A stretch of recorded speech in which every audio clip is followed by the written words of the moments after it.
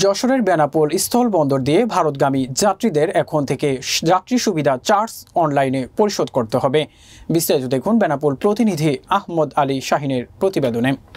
রবিবার থেকে এই ফি অনলাইনে পরিশোধ করে যাত্রীদের ভারতে যেতে হবে। রবিবার সকাল 10:30টার সময় বেনাপোল আন্তর্জাতিক স্থলবন্দরের কনফারেন্স রুমে প্রধান কার্যালয় থেকে অনলাইনে এ অনুষ্ঠানের উদ্বোধন করেন স্থলবন্দর চেয়ারম্যান মোহাম্মদ জিল্লুর রহমান।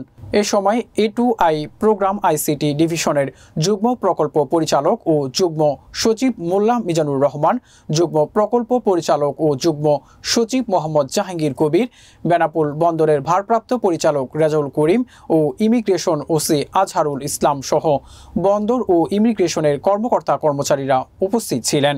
চলতি বছর থেকে এ চার্জ বাবদ যাত্রী প্রতি 54 টাকা 52 পয়সা দিতে হবে। ভারতে যাওয়ার সময় স্থলবন্দরের তল্লাশি চৌকির পাশে নির্মিত আন্তর্জাতিক যাত্রী টার্মিনালের কাউন্টারে এই যাত্রী সুবিধা চার্জ পরিশোধ করে রসিদ নিতে হবে।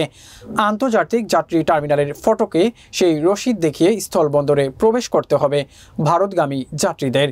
যাওয়ার পথে শুধু যাত্রী সুবিধা ফি নেওয়া হবে।